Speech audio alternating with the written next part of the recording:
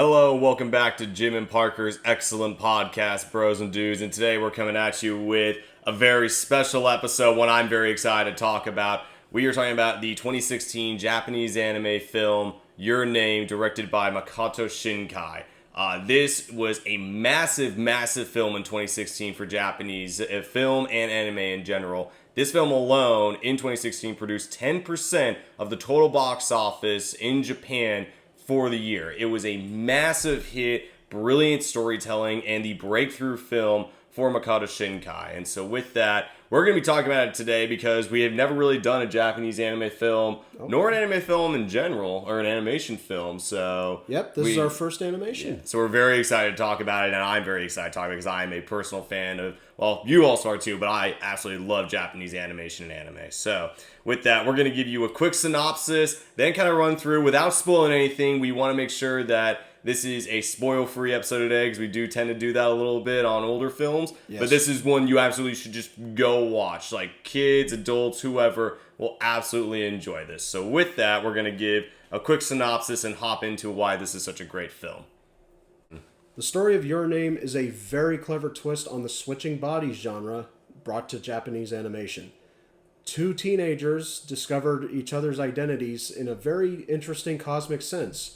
But you have to see the film to understand the mechanics of it because it is very creative and it always keeps you guessing. Isn't that right, Parker? Yeah, absolutely. And basically throughout the film, these two are switching bodies and really trying to figure out how they solve each other's problems. And through that, develop a very interesting relationship despite the fact that they actually never really meet in person. It's quite funny how they help solve each other's problems and mellow each other out or make each other more serious depending on the context and the scenario.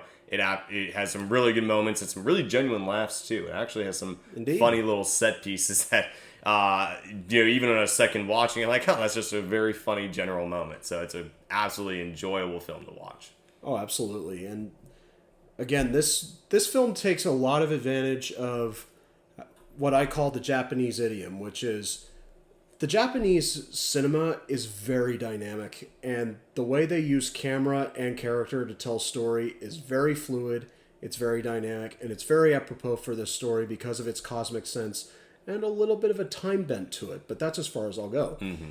And in this case, I think the story between these two is very believable. And at first, what I loved at first was it born out of curiosity, and once they sort of catch on to what's going on, a lot of snarkiness, mm-hmm. a lot of snarkiness, a lot of humor, and a lot of messing with each other, which I think was just the right way to tackle this. To tackle these two developing relationship. Yeah, because you got to remember when you're watching this, because it can sometimes be a little hard with the animation, that these are teenagers going through high school. They're 16, 17-year-olds. And with that, at a certain point, they come just to accept that, well, this is life, this is what's happening. And with that, they, while also helping each other out, also jab at each other, nitpick back and forth, and really get in each other's faces a bit, again, without ever meeting in person. It really is awesome, and there's a great montage, kind of like to summarize the first act, where these two are just going back and forth, like getting all the details of, this kind of like body swapping life figured out, and it's really humorous and really well done as well to summarize and capture a large amount of time very quickly. Yeah, one sets the other up for a date, and they do not like it. The other one makes one of them popular in school. And they don't like that either, which makes it very interesting. And the barbs are just sharp and witty. And I think it is really terrific writing. And that's what's great about this movie is it's not the plot can seem very complicated at a first glance, but it really does come down to character. Mm-hmm. And by the end, I think the characters really do develop naturally, and they do grow into some very well-rounded adults, and even make some life-altering decisions without knowing it. Yeah, absolutely. And along with that as well, with this being a very well-written movie, it's not well-written just because of the story alone, because the story alone is really well-developed and the events that happen bounce off each other really well. But with that, it uses a lot of literary devices, very kind of classic old-school literary devices, to tie everything together. You're talking symbolic devices within the actual world they're living in, and also different items that do end up playing a role later on in the story. And again, we're not going to spoil anything, But it's really interesting because this is the second time I've watched this movie. It's Jim's first time. And as I was going through the second time around, I knew what to look out for, and I was really trying to pick out, all right, how do these connect? Was there lines of dialogue and information earlier in the film that connected? And there were multiple moments where they give you bits and pieces of information and build upon it that really do drive the story further along using these literary devices that then support the characters and their story. This is honestly probably one of the best written films I've seen probably in the last 20 years. It's extremely tight. It's extremely well written. And I haven't seen a movie use symbolic devices as well as this movie has in probably a long time. Films like one that comes to mind is Inception, which is funny because Makoto Shinkai took inspiration for this film from Christopher Nolan's work, so it's very funny that I'm drawing on that inspiration. But the one film that comes to mind that's comparable is Inception, with Cobb's little spinning kind of gadget. It's spinning infinity top. Yeah, right. And that's probably the most similar movie I can think of in terms of using an actual device to propel the story forward. But again, this has multiple elements within that, and I absolutely just loved it. And watching through the second time, I was just enjoying nipping all the little pieces out within it. And with my first time, I did notice a lot of thematic elements and symbolism. One such example is the idea of twilight and the idea of what filmmakers refer to as magic hour or golden hour, which is that period just after the sun sets and just before it goes dark. Mm-hmm. And I wasn't quite sure what they were going with it at first, but when they got to that very moment where it actually comes into play dramatically, I was absolutely floored. And again, the animators really knew what they were doing when it came to a lot of these situations. This film is gorgeous. A lot of great colors, a lot of great use of camera. Like I was saying before, a lot of the Japanese are extremely good at movement, not just in animation, but in live action as well. Mm-hmm. They know how to use their camera to fill the space, to how to capture figures in this vast space, and how to convey that emotionally, which a lot of great American directors fail to do on many occasions. They simply cut to a wide shot for the sake of the wide shot.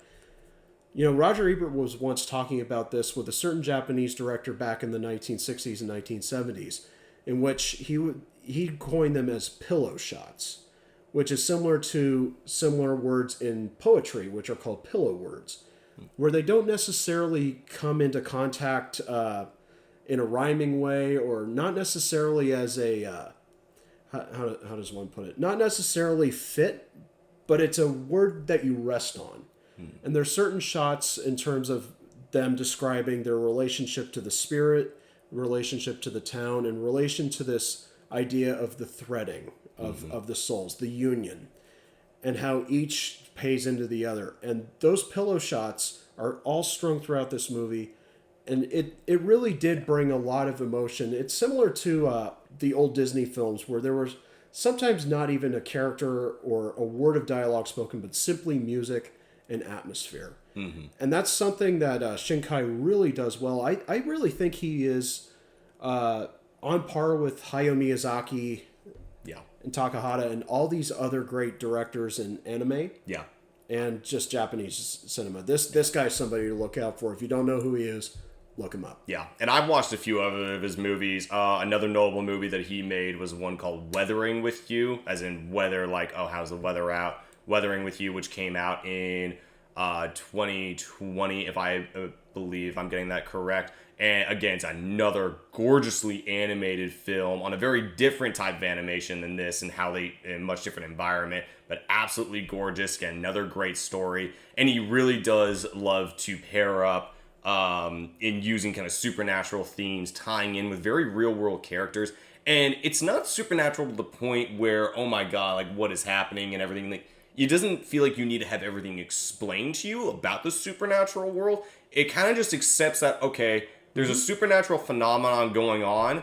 We'll kind of dive into that a bit, but we're not going to, like, spend half the movie trying to figure that out. We're just accepting it as it is and living life on, which honestly is really refreshing because it just adds to the fun of the movie and just keeps the story going along with it. It does, yeah, absolutely. And another aspect of this movie that is absolutely phenomenal is the soundtrack. For this movie, Shinkai paired up with a Japanese band called Radwimps, which I don't know a terrible amount about them, but the soundtrack that they built for this film was phenomenal. And along with that as well, they not only had the original Japanese version that they made for the Japanese dub of the movie, but when this movie was going to be put out in North America and in English-speaking countries, they did the soundtrack in English, and in the English dub, all the songs that they would sing in Japanese are in English, which I think just goes to show that, one, they knew they had a really big hit on their hands, because they just okay, this is going to be big. We want to make sure this is going to appeal to a bigger audience. But also with that, the lyrics translate over really well. I've read some of them from the original Japanese and what the English lyrics were, and they come over and translate very, very well, which doesn't always happen when you have... a language like Japanese going to English. Yeah, that's true. Some things can get lost in translation or removed entirely. Lost in translation. I see what you did there, good sir. I can land one occasionally. There you are. But yeah, you're absolutely right. And the use of a contemporary group is actually very interesting, and the Japanese are very accustomed to doing that. But what impressed me about it was that they weren't distracting. They were very naturally fitting songs, and they did help tell the story. They gave it this kind of feeling that was already there currently in the animation, but just sort of plussed it. It brought it up just a little bit more, where it really gets at your heartstrings. And there are several scenes where the absence of music as well was also very powerful. Yes, absolutely. And that's nothing against Radwimps. They did a really great job. But this is a case where they're not only great songwriters and they're not only great composers for this film, but they also knew when to keep quiet. And that's very important nowadays. And especially in a genre like anime, which a lot of people seem to throw under the bus as very noisy, very loud, very action-packed, which... is true in some cases. When you watch Dragon Ball Z or Pokemon, can be very action packed. Yeah. A lot of dialogue, a lot of stuff happening. But sometimes the best anime, just like the best films, is when characters will just take a back seat or they'll stop and just absorb. And in this case, that's crucial because both these characters have to absorb what's going on, and it's very difficult for them to do on some occasions. Sometimes. It's so overwhelming that the anime characters do tend to have high emotions and cry quite a bit. But in this film, it's not out of some checkbox. It's because these characters are feeling something very important. And that's what, you were really stressing upon me just how great this film was and just how great these characters were. I said, okay, I believe you. I really did feel it. There's a scene in the middle where Taki, the boy, has a vision of the other characters' past through this very special charm, which is a recurring image throughout the film. That was just so amazing to me, was how he was able to see this girl's life and what she's going through, while also kind of learning a lesson on his own, because from what we learn, he can be a very arrogant and prone to very quickly to fight character. Be a little abrasive, yeah. And we also get a little bit of why the girl is the way she is, Matsuo. And it's just, it's very deftly handled. And after that, I think I remember just saying out loud, I said, wow. And plus the look of that sequence as well almost looked like colored pencils or even just simple paintings. And I'm a sucker for that stuff. So I just think it was that was terrific. And moving on, there's just so much more that Parker noticed as well. This for his second viewing.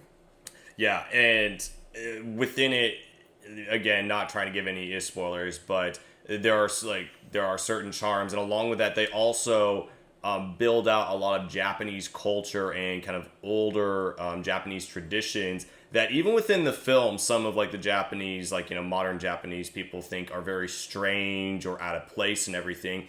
But it plays a role within this film, especially within the, I believe it's the Shinto kind of like religion. I'm not sure if they necessarily call it a religion, but kind of the Shinto culture and how that plays in with the world around them and plays within the history of the film or kind of the historical events within it.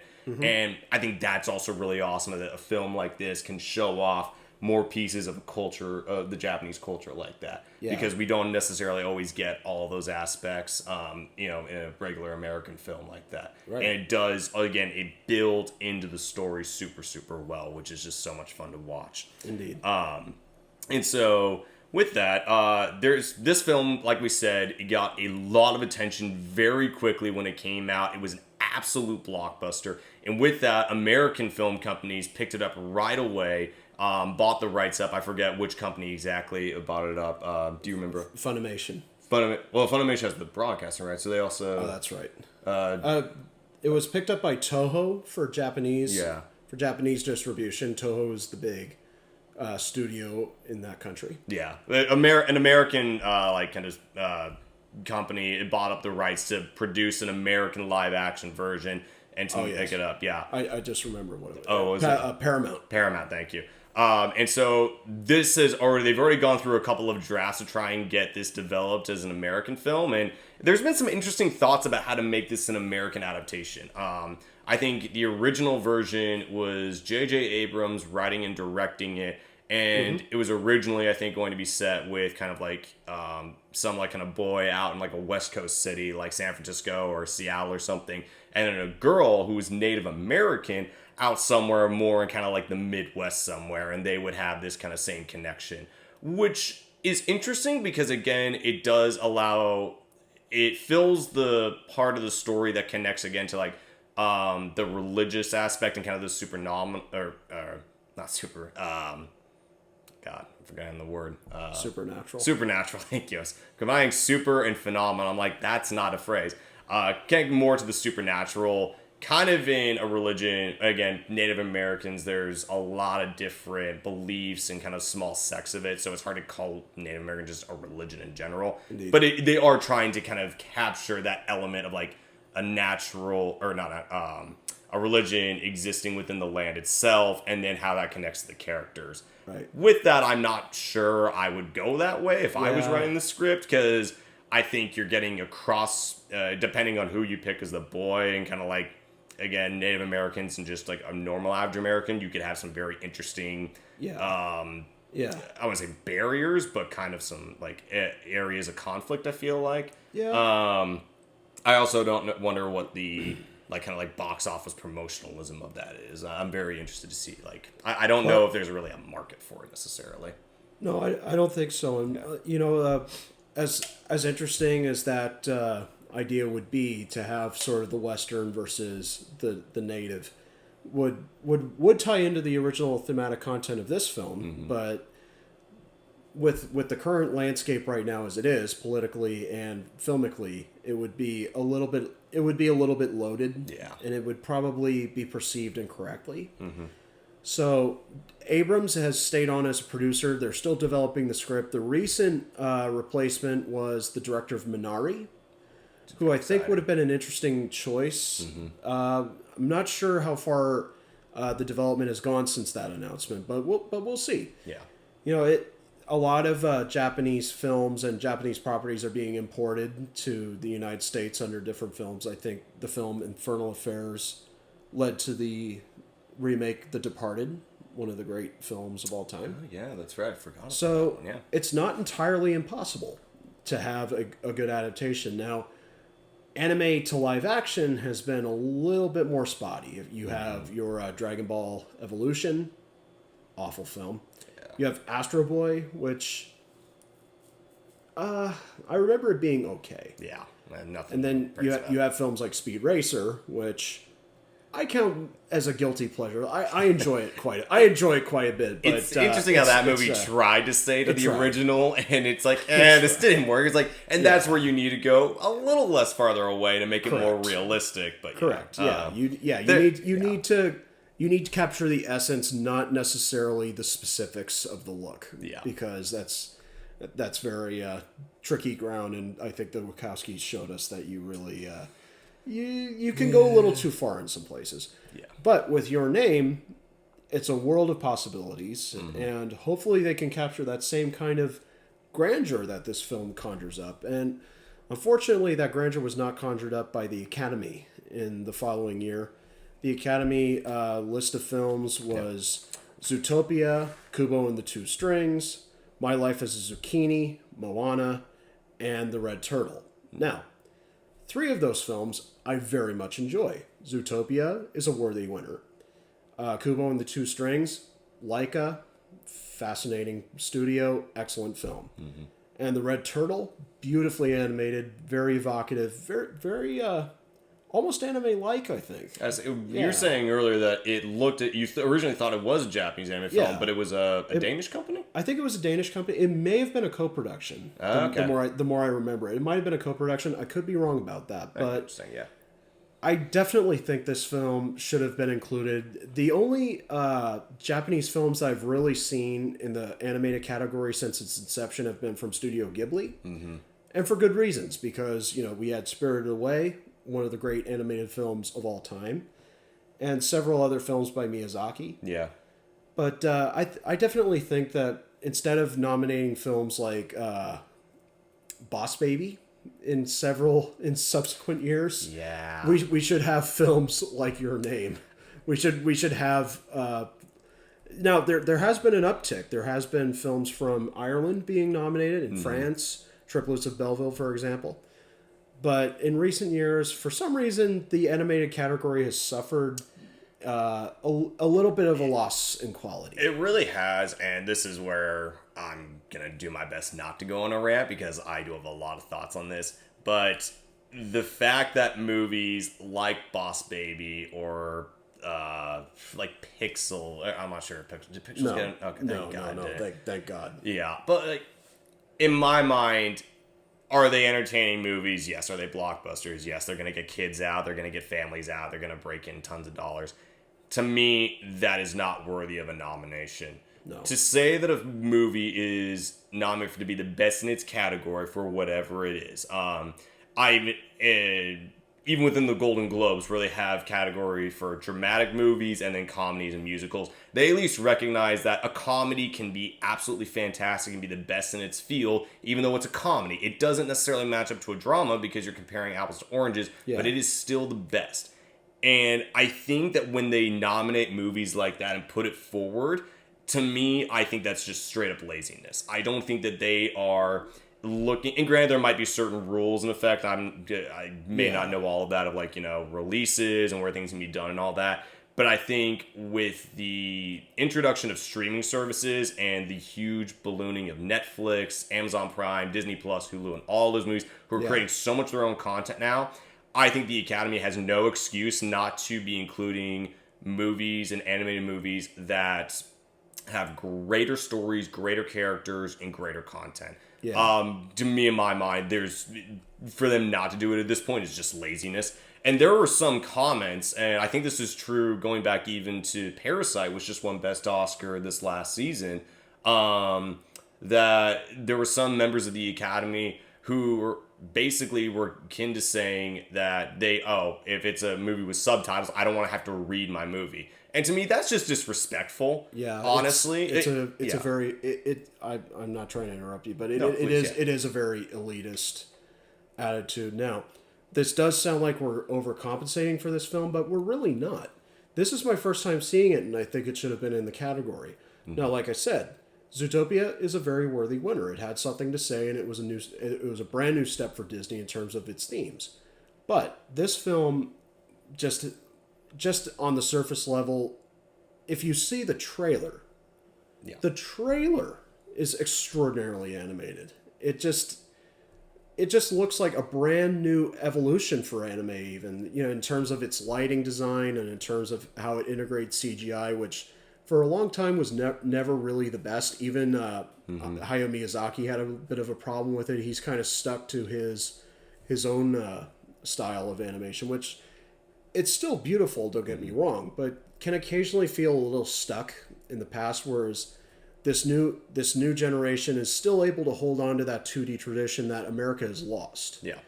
But is able to evolve it. Just as Disney, it kind of reminds me of the Disney Renaissance a little bit, where we held on to the 2D, incorporated CG for backgrounds and complicated shots that couldn't quite be done hand-drawn. This is not exactly, but this is very, very similar to Paperman, which you pointed out earlier in the preview. I did. The Paperman being a small little short film at the beginning of Wreck-It Ralph that it was, in my opinion, was revolutionary, using 2D kind of like pictures, but then building out a 3D world without it. Yes. And when you watch the short, it is, one, it's an amazing little short. I love the story. I do too. But it is just so gorgeous, and it captures the world around you. Yeah. And I wish more movies would continue to utilize that, because I think that has the potential to take animation even further than where we've already come from.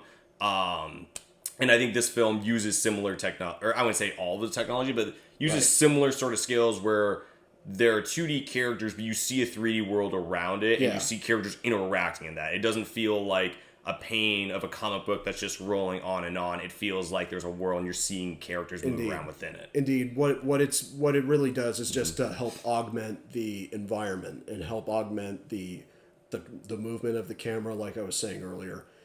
And in this case, I wanted to kind of think about that too. Is as much as we praise this movie, there were a couple of small things that that weren't quite there, but they're not serious. They're not serious criticisms. Like, they don't take down the film, but it's just little interesting flourishes that we not quite sure if they needed to be. Yeah, I think the big one, which you also noticed as well, is and this is kind of akin to, this is kind of like a trope within Japanese animation and TV, yeah, it is they do have an interesting sort of relationship with like sexuality and also like kind of like women's breasts and like, male appendages, so to speak. Yeah. And there's one moment of that, which in the beginning it makes sense, because as obviously if you go from a male body to female or vice versa, it's going to be a bit of a shock. You'll be like, there's some things here that weren't there before. And that plays into it. But then they kind of go a little, I wouldn't say too far where it's revolting, but it's like, okay, like you didn't need to go for it. The way I'd classify it is they sort of run it into the ground. A bit. They kind of run this joke into the ground. Now, the only thing I can think of just off the top of my head that would sort of justify it is they're teenagers, and it is, like I said, it is switching bodies and kind of an exploration of teenage identity. Yeah. Kind of trying to figure out who you are, what your relationship is to people around you, your friends, your town, or your city, depending on where you are. Yeah. And being a teenager can be very difficult. But in this case, at first it was just like, okay, I see why this is there. But by the fifth or sixth time that they use this joke, I'm just, okay, we get it. It's played out. You don't really need it. I think there was like one scene where it's like, all right, it kind of went, again, not too far, but it could have been done differently. And I think if it did, then the later parts of it would have been just fine. And I think it just, again, it kind of just like kept the gas all the way through. It could have ebbed off and then sped back up. Okay. If that analogy makes any sense. Yeah, I think so. Yeah. But what else, what other things did you find kind of interesting or not like as much? Because I think besides that, that's the only thing for me, honestly. This film does use a lot of, shall we say, Christopher Nolan-esque developments of plot, which is, it can be a little, leading into the third act, which I won't reveal exactly what it is, but the plan phase of it, if you look at a structure of a screenplay, the plan to lead into the resolution of the third act can be a little muddy if you're not paying attention, or if you blink. Yeah. Now, we're fans of Christopher Nolan, so we're kind of so we're just glued the entire way. We're kind of trained to to do that. But there were a couple times where I thought, this is a little complicated, isn't it? But like I said, it's not a serious criticism because once it gets to the end, makes total sense, and it does pay off. And trust me, the payoff is wonderful. Is just wonderful, and that's really all I can think about in terms of criticisms toward the film, because this is really a very strong film. Oh, that's awesome. Honestly, to me, this is, like I said earlier, this is one of the best written and best developed films that I've seen in the last 20 years. I kind of saw this trailer originally on YouTube, and I heard the buzz about it, and I'm like, I don't really know. I saw this film only this last year, and it blew me away. It absolutely blew me away, and how they developed the story, the characters, the writing, the animation, everything about this film, besides that one small grievance, which even then is dismissible in my opinion. Yeah. It all blends together so well. It really is one of the best kind of like put together films that I can think about in the last 20 years. It definitely would be in my top 10 for 2010s like overall movies for sure. Which is a pretty high thing for an animated film. But again, animated films are continuing to develop and mature and get better and better every decade. And I think this is a perfect example of that. And I'm more excited to see what Makoto will put out in the future, because I think he's one of the best directors for anime films out of Japan right now, and I'm so excited to see what his next film is. I agree, and this film, being my first time, I do need to sit with it just a little bit, and I'll definitely be rewatching it in the future just in case there were things I missed. Obviously, Parker said that there's lots of things on the second turnaround. It definitely all comes together in the second run around. Yeah. I was the first time was like, okay, I got 80% of that. Yeah. I need to go back and rewatch it. This time around, I was like, all right, I know what to look out for, and it all just lines up perfectly. Yeah, and like I said, I'm gonna sit with it a while. We'll see where it ranks for me in terms of film. I'll say films of the decade, just as you did. Now, we're the 2010s were an interesting decade, so we're gonna have to see. But just on my first impression, me with a very base authority or base knowledge of anime and Japanese film in general, I think that this is a prime example of what the Japanese people are capable of in terms of cinema and animation. And I really hope that this will evolve the anime genre past what people sort of perceive it as. Yes. Because sometimes it needs a good kick up, and I think this one does it. Yeah, no, for sure. And do you want to put a ranking on the film, or do we dare attempt that? I will put it at a 9 out of 10. I think it's a 9.5 from me. Okay. Yeah. So not too far away. Not too far away. Yeah. I'm really tempted to say 10. But even this director said that what was the quote, Jim? That he wanted 2 more years to work on this with the animation director because he thought it looked bad, or. Well, no. He felt that there were things that he wanted to achieve along with his director of animation, and several story points that or a few story points, I should say, he felt didn't quite fire off properly, but he chalked it up to time and money. Mm-hmm. He felt that if he had 2 more years in production and he had a little more money, then he probably would have achieved his vision as precisely as he wanted it to. But as is, he was slightly disappointed. But I don't think that necessarily means he disowns the film. No. Yeah, so, I definitely want to. Yeah. I was not trying to give that impression. No. Yeah, you had the correct quote. But as a director, I can definitely relate to that kind of feeling. I always feel like I've missed something or I could have done something better. But that's every director, I think. Yeah, so it's kind of the harshest critic is the one inside your own head. But Mr. Shinkai, I think you can rest assured that you have a brand new fan in me, and you have a convert to your film. So I will leave it at a 9 out of 10 and say congratulations and good luck in the future. Yeah, no, absolutely. And with that, thank you for joining Jim and Parker's Excellent Podcast. I'm Parker Glazner. I'm Jim Crowley. And we'll see you next time on Jim and Parker's Excellent Podcast. Party on, dude.